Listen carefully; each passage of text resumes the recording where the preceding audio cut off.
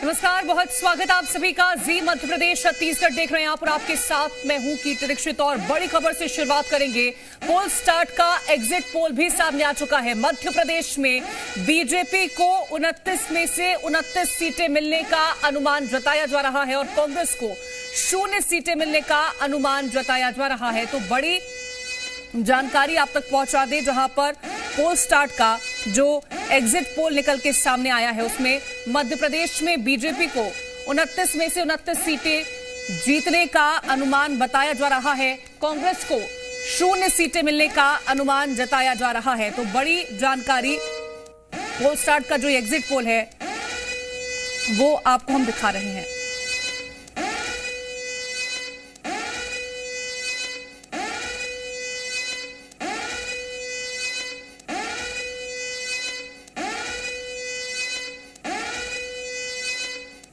ये जो exit poll निकल के सामने आया है उसमें बीजेपी को 29 में से 29 सीटें मिलने का अनुमान जताया जा रहा है।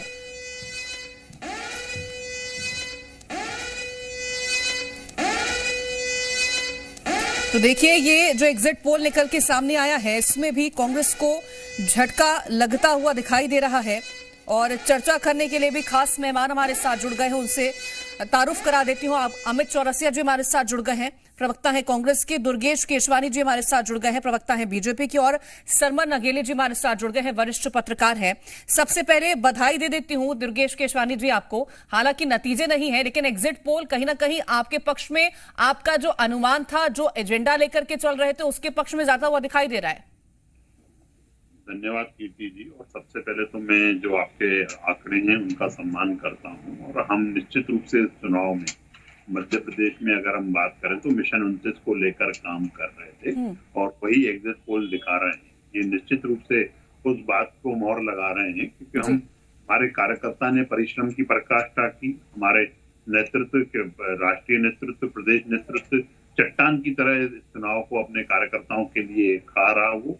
और आप देखेंगे कि हमने जो जनता के बीच में एमपी के मन में मोदी और मोदी जी के मन में एमपी जो हमारी मुहिम थी उसको जनता ने सराहा, जनता ने लाड़ दिया, दुलार दिया, प्यार दिया, आशीर्वाद दिया। और निश्चित रूप से देश की जनता, प्रदेश की जनता ने देखा कि एक तरफ वो दल है जो राष्ट्र की चिंता करता है, एक तरफ वो दल है जो अपने सनातन की चिंता करता है, एक तरफ वो दल है जो देश की 140 करोड़ जनता की चिंता करने वाला दल है, और एक तरफ वो दल है जो सिर्फ अपने परिवार की चिंता करता है। वो कैसे परिवार को एस्टेब्लिश करे, कैसे तुष्टीकरण की राजनीति करे, वो करता है। लेकिन अगर नतीजों से पहले इतने सारे इल्जाम लगा देंगे और नतीजा कहीं ऊपर नीचे हो गया तो फिर इसका भी तो जवाब देना पड़ेगा ना। नहीं कीर्ति जी, हम वो एक स्टूडेंट हैं जो हमेशा 5 साल जनता के साथ रहते हैं। और जनता की अदालत में जब आप उनके दुख में, दर्द में, तकलीफ में, कष्ट में खड़े रहते हो तो जनता आशीर्वाद देती है। ठीक है अमित चौरसिया जी, जनता ने सारा आशीर्वाद एग्जिट पोल के अगर हम ये आंकड़े देखें तो बीजेपी को दे दिया है, कांग्रेस को 0 दिखा रहे हैं। कुछ एग्जिट पोल ऐसे दिखा रहे हैं जो 102 सीटें मिल जाए, लेकिन आप तो 13, 14, 15, 16 ऐसा लक्ष्य लेकर के चल रहे थे। क्या हुआ फिर? जी देखिए, ये जो सर्वे आए हैं ना, ये सर्वे एजेंसियों ने मोदी जी के मन में झांक लिया है। देश की और प्रदेश की जनता के मन में नहीं झांका। अगर देश और प्रदेश की जनता के मन में जाते तो सर्वे मेरे को लगता है निश्चित ही कुछ और आते। क्या मध्य प्रदेश में ये ऐसे स्टूडेंट है जिनको पूरे 100 में से 100 मार्क्स प्रदेश की जनता देगी? 3 महीने का कार्यकाल मोहन यादव जी का, जिस तरह से पूरे मध्य प्रदेश को माफिया राज बना दिया, नरसिंह घोटाला, व्यापम घोटाला, पटवारी घोटाला, तमाम घोटाले।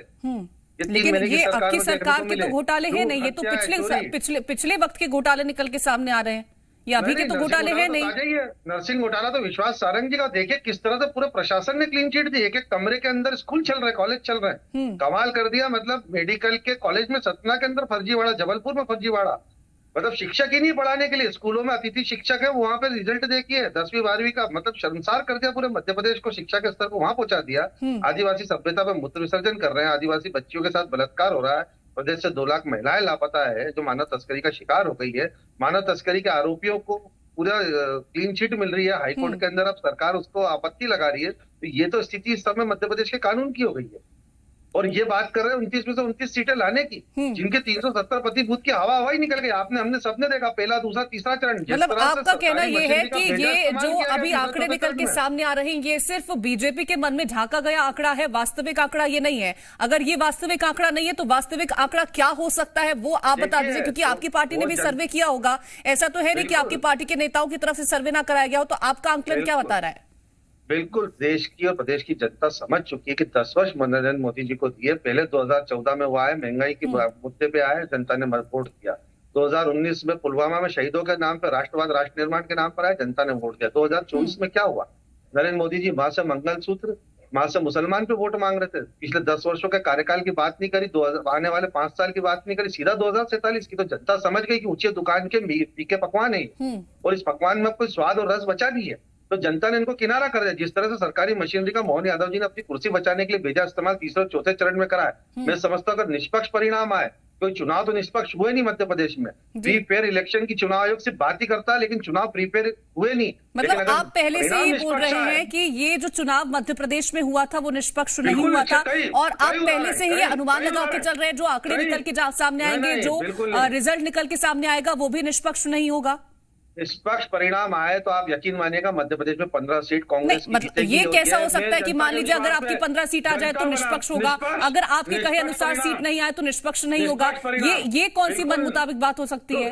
ये चुनाव पूरा जनता वर्सेस भारतीय जनता पार्टी का हुआ है, ये मैं बता दूं आपको। एक तरफ की बात करिए, देखिए अमित चौरसिया जी, एक क्लैरिटी से बात करिए, क्या आप मानते हैं कि चुनाव निष्पक्ष हुआ है या नहीं मानते हैं कि चुनाव निष्पक्ष नहीं हुआ है? एक चीज की तो बात करेंगे ना, चुनाव में पूरी तरीके से लोकतंत्र की मर्यादाओं को तार तार किया गया। इंदौर में कांग्रेस के प्रत्याशी को हाईजैक किया, खुलेआम लोकतंत्र की डकैती डाली गई। ठीक है, अगर 15 से 16 सीटें आपकी आ गई, एग्जिट पोल के अनुमान के अनुसार ना गई और 15-16 सीटें आपकी आ गई, तो आप तब भी कहेंगे कि ये जो चुनाव था वो निष्पक्ष नहीं था?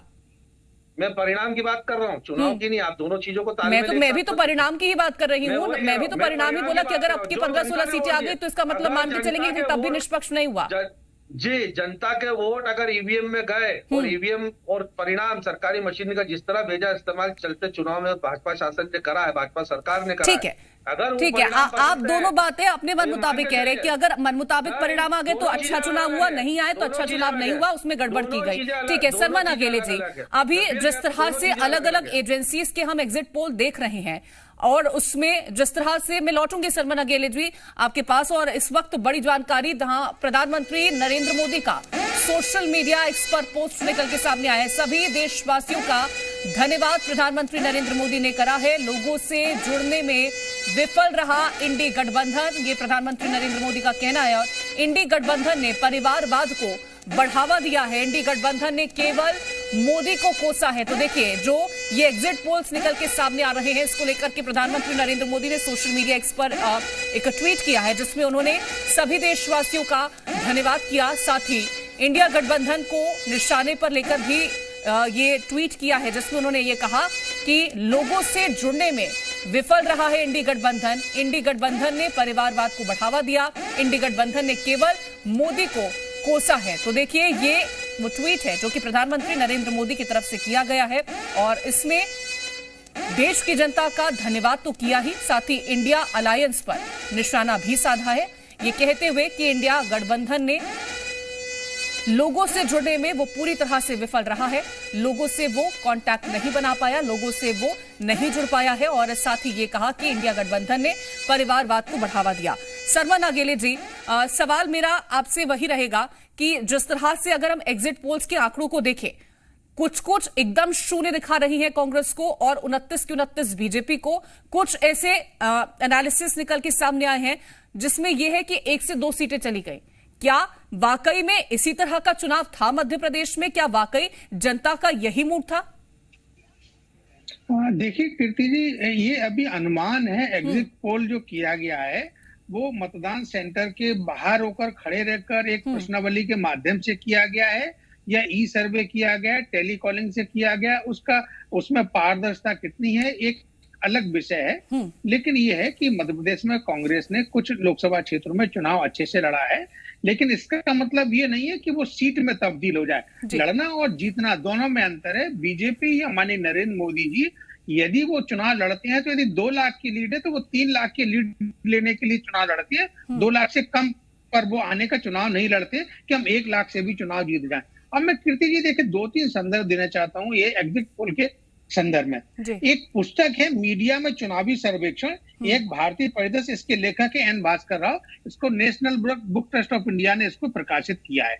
इसमें चुनावी सर्वे और जो बहुत पुराने सीएमएस के संस्थापक रहे हैं और लगभग उनकी 70 से अधिक उम्र हो गई है और उसमें बहुत सारी चीजें उसमें बताई गई हैं। उसके आधार पर मैं कह सकता हूं कि भारत में जो एग्जिट पोल या ओपिनियन पोल होते हैं इसमें सत्यता नहीं रहती है, जैसा इंडिया साइनिंग के समय में हुआ था, और इसमें पारदर्शिता नहीं रहती है और ये चुनाव को प्रभावित करने का, मतदान प्रक्रिया में असर डालने का भी काम करते हैं। इससे जो है ना चुनाव पर असर पड़ता है। मेरा यहाँ दूसरा कहना है, देखिए कीर्ति जी मैं कहना चाहता हूँ कि जाने माने लेखक निक मून ने अपनी पुस्तक opinion poll history theory and practice में कहा है कि जनमत सर्वेक्षण अच्छे या बुरे के लिए लोकतांत्रिक प्रक्रिया में अंतर्गुम्फित है। ये चुनाव को भेड़चाल के स्तर तक या पूरे लोकतंत्र को दूषित कर सकते हैं। मेरा यह निश्चित मानना है कि ये जो मैंने इनके हवाले से ये कहा है, इन्होंने जब ब्रिटिश में चुनाव हुए थे ना उस समय इन्होंने एग्जिट पोल के संदर्भ में ये बात कही थी, उसके बाद में भी कही है।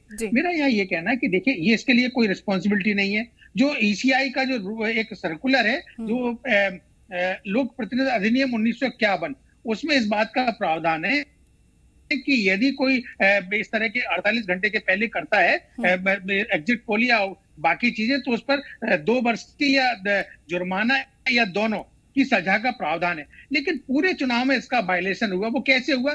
योगेंद्र यादव बहुत चिल्ला कर बोल रहे हैं कितनी सीटें आ रही हैं, प्रशांत किशोर चिल्ला कर बोल रहे हैं, और साथ में कांग्रेस ने तो अभी एक्सपोर्ट्स पर लिखा है 2 दिन पहले कि हमारी इतनी सीटें आ रही है। भाई आप सिर्फ राज्यों की संख्या नहीं बता रहे, आप पूरे आंकड़े दे रहे हैं। तो मेरा यहाँ ये कहना कि तरीके दूसरे निकाल लिए एग्जिट पोल को या ओपिनियन पोल को बताने के लिए।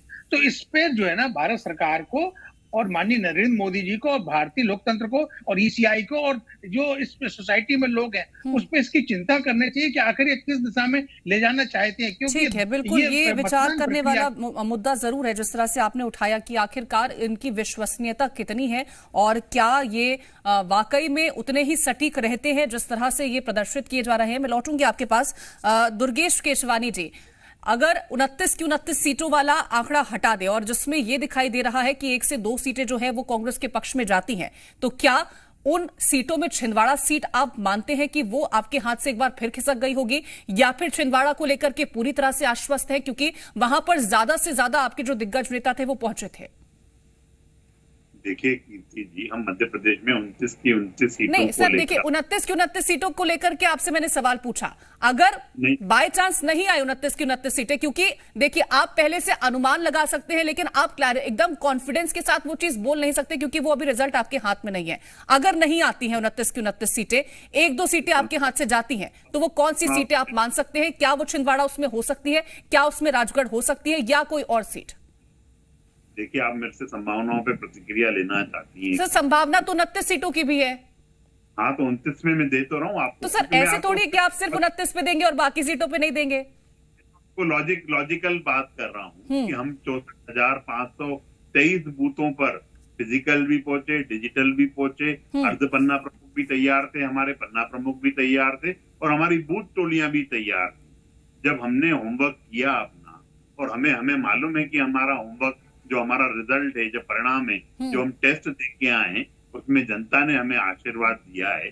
हम 29 की 29 सीटें मध्य प्रदेश में जीत रहे हैं और देश में भी अब की बार जो 400 पार का नारा दिया, कांग्रेस के लोग कुछ भी बात कर लें, कुछ भी तर्क वितर्क कर लें अपने से बैठ के, पर जब आप जनता लेकिन टेस्ट में आंसर तो आप लिख के आते हैं, लेकिन इस बार आंसर तो जनता लिख करके आई है, तो फिर आप कैसे इतने आश्वस्त हैं? इसीलिए आश्वस्त हूँ क्योंकि हम जनता की जन भावनाओं पर, जन आकांक्षाओं पर हम खरे उतरते हैं। हम अपना पूरा अर्पण जनता को करते हैं और जनता निश्चित रूप से इस चीज को देखती है, समझती है कि आज वो कौन सा दल है जो सतत हमारे साथ खड़ा हुआ है, कौन हमारे दुख सुख में खड़ा हुआ है। कोरोना जैसी आपदा विपदा में भी हमारे नेता पीपीपी किट पहनकर भी जनता के साथ ढांढस बंधाते हुए दिखे। इससे बड़ा तो कोई समय नहीं हो सकता है ना, विपरीत समय जब जिसमें परिवार के लोगों ने परिवार को छोड़ दिया था पर हमारे लोगों ने किसी का साथ नहीं। ठीक है, हमारी चाहे सेवा की भावना हो, आप देखिए जनता के साथ रहते हैं। और हमने होमवर्क, इसलिए मैं होमवर्क की बात कर रहा हूँ, इसीलिए मैं टेस्ट की बात कर रहा हूँ कि हमने अपना पूरा पाठ्यक्रम पढ़ा है, हमने पूरा उसको स्टडी किया है, जनता की जन आकांक्षाओं पे खरे उतरे। ठीक है अमित चौरसिया जी, क्या आपकी स्टडी में कोई कमी है? अगर कमी नहीं है तो अगर जिस तरह से आप ये कहते हुए नजर आए हैं पूरे चुनावों में कि हम मध्य प्रदेश में 13 से 14 सीटें जीत रहे हैं, लेकिन वो आंकड़ों में नजर नहीं आ रहा, हालांकि आप उस पर विश्वास नहीं करते, लेकिन अगर कम निकल के सीटें आती हैं, 13-14 सीटों में से कम निकल के आती हैं, जिस तरह के आंकड़े वैसे भी हो सकता है, उससे थोड़ा बेहतर भी हो सकता है या फिर एकदम एग्जैक्ट भी हो सकता है, तो क्या आपका जो एनालिसिस था, आपकी जो पढ़ाई थी, आपने जो टेस्ट दिया, क्या उसमें आप सफल नहीं हो पाए? नहीं, हम तो पूरी ताकत से मैदान में गए, चुनाव भी लड़ा। भारतीय जनता पार्टी ने साम दंड भेद सब लगा दिया, पूरा मनोवैज्ञानिक प्रभाव अभी भी डाल रहा है। तो तमाम फर्जी सर्वे एजेंसियों से इस तरह का मनोवैज्ञानिक प्रभाव बना रहे हैं कि अब आप देखिए राजस्थान पूरी सीटें जीत रहे हैं, छत्तीसगढ़ 11 में से 11 जीत रहे हैं, मध्य प्रदेश, अरे भैया ऐसा कौन सा बच्चा है जो 100 अंक लाकर उत्तीर्ण होता है? और वो नालायक बच्चा जिसने पढ़ाई नहीं करी, जब पेपर देने का समय आया तो वो दूसरे क्लास के बच्चों की शिकायतें लेके बैठ गया। ये तो इनका सिलेबस था पढ़ने का। आपने जनता को डिलीवरी में दिया क्या? सिर्फ भ्रष्टाचार, माफिया राज, गुंडागर्दी इस मध्य प्रदेश को। और आप बात कर रहे हैं आपको 29 में से 29 सीटें मिल जाएंगी, किस आधार पर मिलेगी ये तो बताएं। क्या आदिवासियों को स्कॉलरशिप मिली, छात्रवृत्ति मिली, उनको बेहतर शिक्षा दी, उनको जो एकलव्य स्कूल दिया था वो भी उनसे छीन लिया आपने, वो भी स्कूलों में ताले डाले पड़े। आपने पिछड़ों को पिछले 1 वर्ष से स्कॉलरशिप नहीं दी, आपने लाडली बहनों को 3000 का वचन दिया, वो आपने पूरा नहीं करा। आपने महिलाओं को बोला उज्ज्वला योजना में 450 के इसकी सिलेंडर टंकी मिलेगी, विधानसभा चुनाव के बाद वो टंकी नहीं मिली। लेकिन नहीं, आपने उनकी कमियां बता दी। मैं आपकी कमियों को जानने की कोशिश कर रही थी कि आखिरकार अगर आप जो अनुमान लेकर के चल रहे हैं उस पर नहीं आया तो आप अपनी क्या कमियां मानते हैं, कांग्रेस पार्टी अपनी क्या कमियां मानती है, जिस पर वो एनालिसिस करेगी? हमने इतने विपरीत समय में चुनाव लड़ा, पूरी सरकारी मशीनरी से। भारतीय जनता पार्टी से चुनाव नहीं था, हमारा सरकारी मशीनरी से चुनाव था। भारतीय जनता पार्टी तो दूसरे एजेंडे में लगी थी कि किस तरह कांग्रेस को पूरी तरीके से खत्म किया जाए, तोड़ा जाए, दल बदल किया जाए, जनता के सामने ये संदेश दिया जाए कि विपक्ष के नाम पे हमारे सामने कुछ भी नहीं है। उसके बाद भी हमारे नवनीत प्रदेश अध्यक्ष जीतू पटवारी जी की मेहनत, 29 की 29 लोकसभा में एक प्रत्याशी का चयन जिस तरह से हमने करा, भारतीय जनता पार्टी के एक सीट से आपका ही प्रत्याशी पीछे हट जाता है जी, वो फिर ये कैसा नेतृत्व था? ये कैसा नेतृत्व था कि वो अपने ही क्षेत्र की सीट पर जो प्रत्याशी को खड़ा किया उसको रोक नहीं पाए, उसको पूरी तरह से आश्वस्त नहीं करा पाए, क्योंकि उनका बयान ये निकल के सामने आता है अक्षय कांति बम का कि मेरे लिए किसी ने प्रचार तक नहीं किया, मुझे डर था इस बात का। बिल्कुल नहीं, अक्षय कांति बम को पहले दिन से पता था वो एक हारी हुई लड़ाई लड़ रहा है। और तो आपने ऐसे प्रत्याशी को क्यों उतारा जो आपको पता था कि हार जाएगा? फिर आप मुझे पूरी बात रख लेने दीजिए। जिस तरह भारतीय जनता पार्टी ने लोकतंत्र की खुलेआम डकैती डाली और एक संदेश देने का, जैसे मैंने कहा, अरे उनके खुद के कद्दावर मंत्री कैलाश विजयवर्गीय जी कह रहे थे हम 8 लाख से इंदौर लोकसभा जीते, तो फिर क्या जरूरत थी उनको दल बदल कराने की? क्या जरूरत थी अपने बाहुबली विधायक और पार्षदों को भेज के दल फॉर्म वापसी करवाने की और खुद की गाड़ी में लेके घुमाने की क्या आवश्यकता थी? पूरा चुनाव। ठीक है, एक आखिरी सवाल मेरा सरमन जी आपसे रहेगा। कई आरोप लगे हैं इस पूरे चुनाव के दौरान कि ये चुनाव प्रभावित करने की कोशिश की गई है। ईवीएम के थ्रू की मैं बात नहीं कर रही हूं, जो कि आरोप लगाती है लगातार विपक्षी पार्टियां। ये कहा गया कि ईडी के थ्रू हो रहा है, सीबीआई के थ्रू हो रहा है, आईटी के थ्रू हो रहा है, तो क्या वाकई में इन एजेंसियों का प्रभाव पड़ा है इन चुनावों में? देखिए, मेरा कीर्ति जी यहाँ ये मानना है कि इन सब चीजों का कोई मतलब नहीं है। यदि जनता, देखिए मतदान तो आखिर जनता को करना है ना, मत जनता को देना, जनता जनार्दन को देना। यदि जनता जनार्दन से सीधा ईडी का, सीबीआई का या बाकी एजेंसी का ताल्लुकात नहीं रहता है तो मत दिया है उन्होंने। तो मेरा ये मानना है कि माननीय नरेंद्र मोदी जी की क्रेडिबिलिटी, यदि जो अनुमान है भी माननीय नरेंद्र मोदी जी की क्रेडिबिलिटी, साथ में जो धारा 370 हटाने का जो प्रयास किया गया, उनके वो जो नैरेटिव गढ़ा गया रामलला की प्राण प्रतिष्ठा का वो, और कर्पूरी ठाकुर को जो भारत का दिया गया ओबीसी लीडर को वो, इसके अलावा माननीय नरेंद्र मोदी जी के 10 साल का कार्यकाल और उनकी गारंटियां और साथ में उनका अथक प्रयास। और अभी एक मैं संदर्भ देना चाहता हूँ, माननीय नरेंद्र मोदी जी ने लास्ट में ये कहा कि मैंने 100 दिन की एक योजना बनाई है, वो 100 से मैंने 125 दिन की कर दी, यानी कि 25 दिन सिर्फ मैं यंगस्टर के लिए 25 दिन दूंगा।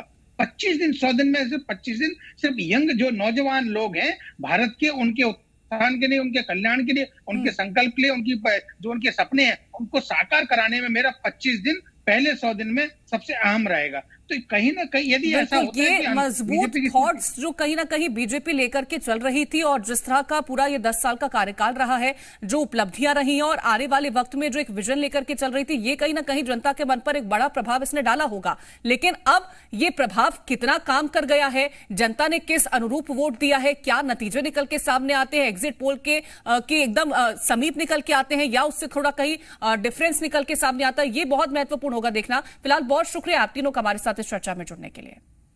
और फिलहाल के लिए इस खास पेशकश में इतना ही। आप देखते रहे जी मध्य प्रदेश 36।